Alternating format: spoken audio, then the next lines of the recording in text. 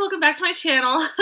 And today I'm coming to you with a story time video. I feel like I haven't done a story time in forever, and I've got a really good one. This is the time that I had a stalker, and the stalker actually broke into my house and stood over my bed while I slept. Extremely terrifying. Probably one of the things that caused me to end up having PTSD. Let's just go ahead and get on into it, because I know you guys want to know, how the fuck did I have a guy standing over my bed while I was sleeping?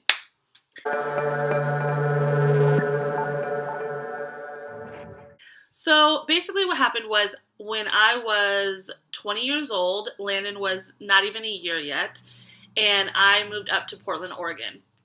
I moved up to Portland because my mom lives up there and my half-brother lives up there, and get somewhere fresh and new, and I thought going up to Portland would provide me with that. I had just graduated college, and I called up my brother, and I told him I need to get out of here. I actually moved into a very rough neighborhood, though. If you're familiar with the Portland area, I lived on 188th and Burnside, directly across the street from a 7-Eleven, where at the time, this was also like 7 years ago, at the time, there were tons of murders at the 7-Eleven.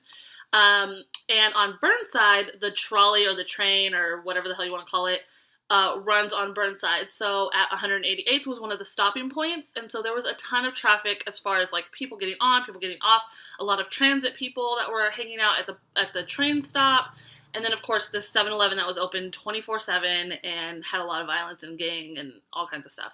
I didn't know, because I didn't know Portland that well. I ended up telling my brother I found an apartment, and I told him where I found it, and he was like, "Are you fucking crazy?" And I was. I just kept to myself. I just kept my doors, my windows locked, and just kept my head down. I ended up making friends with my neighbors who lived, so I lived on the bottom, which probably wasn't a great idea, but whatever. I lived on the bottom, and then if you go up and this way, I made friends with those neighbors. And he happened to be a volunteer at the police station, and she was a stay-at-home mom. They had a newborn baby. And so, and then I felt a little bit more secure knowing that he was volunteering at the police station. Let's go back a little bit. So as I said, I moved into this apartment, and I had friends that lived up here. Now, there was a group of guys who lived at this apartment up here. If they were out on their balcony, they could look down into my balcony. I hardly ever was out on my balcony. I kept my sliding glass door locked, and during the day I would have the blinds open, but at night it was always closed, and I always left my kitchen light on so it appeared that I was up. And one time I was out on my balcony, and I was cleaning it up because I let Landon go out there and play, and Portland has got bad weather, so a bunch of leaves had fallen in there, and they got wet, and it was gross. So I was sweeping it up and cleaning it out, and these guys who live up here were talking to me from their balcony, and being like, you know, "Hey girl, and what you doing, and you got a man," and all this stuff. And I was like, "Yeah, but you know, he's asleep right now. He works from home and he's up all night." And that was at the time, I lived completely alone. I didn't have a boyfriend, and that was just my thing to say, I do have a man who lives here and he is up all night. And that was probably 3 months before this incident happened. So, yeah, so after that, I just kind of I was uncomfortable that they were like, what is that called? Like, cat calling me? Is that what that's called? Anyways, they were like, you know, "Hey girl, and you got some man, and oh, you so fine." Just kind of let it go, and was like, just keep to myself. I'm moving out of here in a couple months. It'll be fine. Well, it was like 3 months before I moved out. So for the next couple of months, like, weird things were happening. I would come home, and a piece of black electrical tape was covering my peephole on the outside. So if I hadn't noticed that and somebody had knocked on my door and then I went to go look through my peephole, it would have been black. But thankfully I noticed that, and I was like, that's freaking weird. And I honestly just thought it was like just some punk kids just going around putting electrical tape. And so I was like, whatever. So I took it off, went inside, closed and locked my door, went about my day. And then probably like a week later, I got a bouquet of flowers on my patio. Came home from work, opened my blinds like I always did on my patio. I always kept my sliding glass door locked. I was religious about that. I was not going to let that door be open because I didn't want to forget that it was opened. So I always kept that door locked. And when I opened my blinds, there was like a bouquet of flowers sitting on the thing of my patio. And I was like, that's weird. And so I went out there and I grabbed him, and the note on it said, just making sure I make you smile today, beautiful. And I kind of was like, what the fuck? But I knew it had come from the guys who lived upstairs. And so I went up to the guy that I was friends with up here, and I was like, hey, I got this weird bouquet of flowers on my patio. Did you guys happen to see who put it there? And they were like, and they smoked, so they were outside on their patio quite a bit.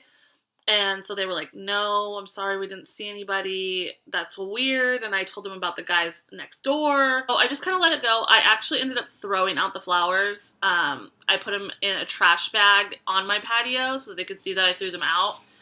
Okay, so I got the flowers, and then a few days later, like not that long later, I came home and my patio was covered.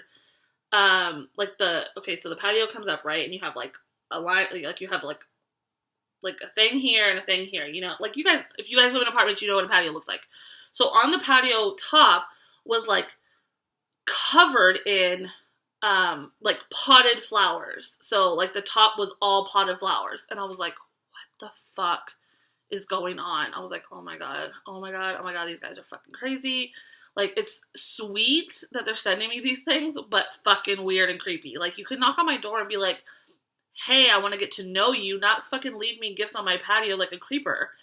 And so, again, actually, I was like, so like, oh my God, that I ended up like pushing all the flowers off, and they landed on the outside of my patio. Probably like a month after this happened, and this is probably a month before I leave, the apartment was starting to remodel because they knew I was moving out. So they asked if they could knock down my patio because they were going to rebuild the patio. And I said that they were going to cement it because it had cracks in it. And so I was like, yeah, that's fine. I don't care. I'm moving out. And it had been like a month since they had done anything. So I was like, okay, maybe they've moved on. I'm not really that worried about it. And I kept my stuff locked anyway. So my patio was knocked down. So, like, if you're standing outside, you had direct access to my sliding glass door. But I kept it locked, and I had, like, these things in it so that if you tried to open it, it, like, stopped it. And I still have all of these even in my house, and I have a husband and a dog and a fucking crazy-ass roommate. I still have all these in my windows.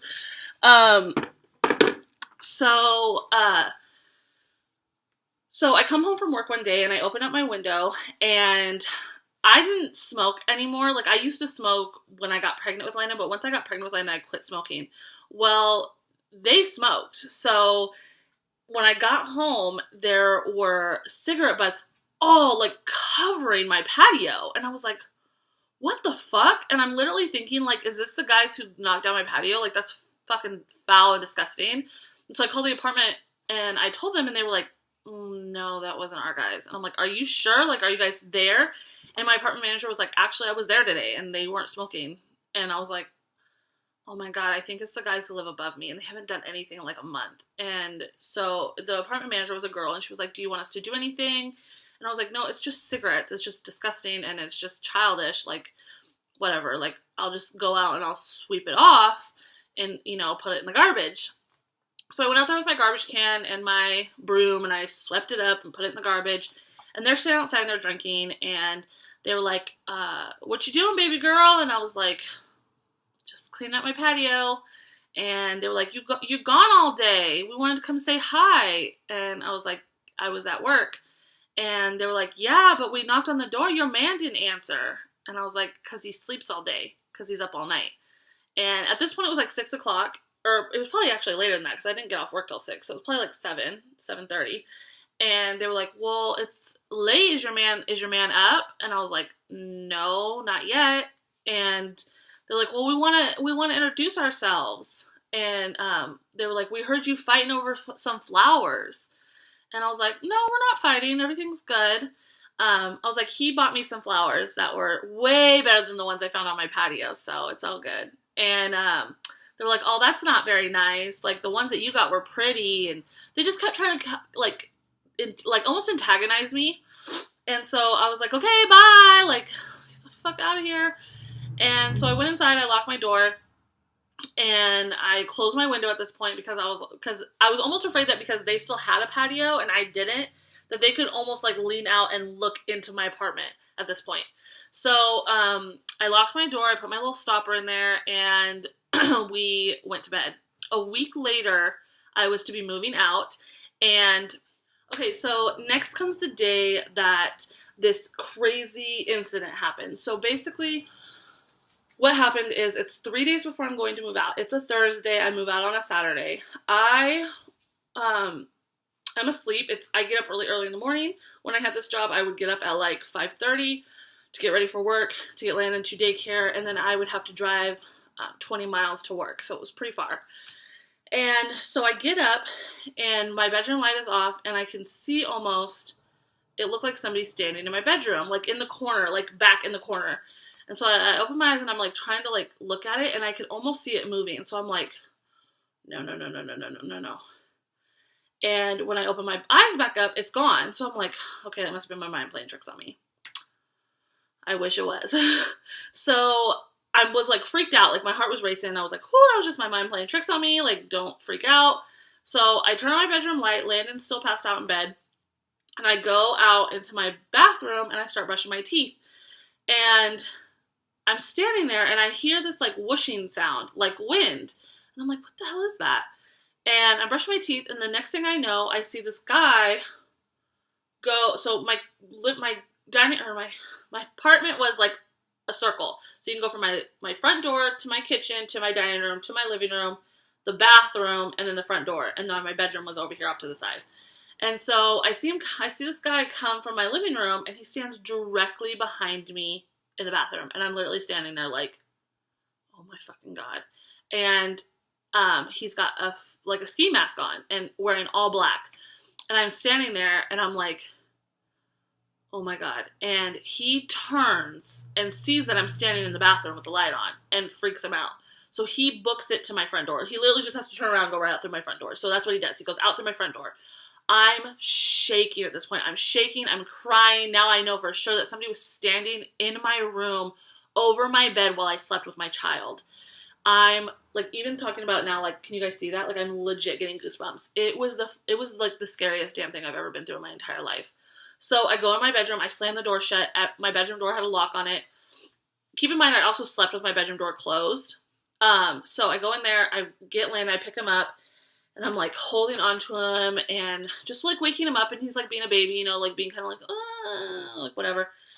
And so at this point he was walking, but it was like sketchy walking, like the cute, like Frankenstein walking. So I'm going through the apartment, I'm holding his hand, still have the toothbrush hanging out my mouth, and I go into my living room, and I'm like taking a look at everything. I'm literally thinking that like this guy just like broke into my house to like steal my stuff. So as I'm walking through my living room, I go to my dining room, and in my living room I had a sliding glass window, and then in my dining room I had a window. Well, as I pass the window, the curtains are closed, and it's like whooshing. That's the whooshing sound I heard. Well, he had used a brick that they were using to rebuild the patio to break the window and come in through the window. And thankfully, he had cut himself on the way in. So there was blood like all over the base of like the window. It looks like he almost had grabbed it and then cut his palm and put his hand down on the windowsill. The police come and they open the fucking patio, you guys. And there were cigarettes laid out to say, I love you and I'm going to be with you. There had to have been hundreds of cigarettes that were laid out saying this. And it was literally the scariest thing I'd ever gone through. Back down to California, I got a phone call that they got a match on the blood sample, and it belonged to a man who had a previous arrest for breaking and entering, and you'll never believe where he lived. He lived directly above me.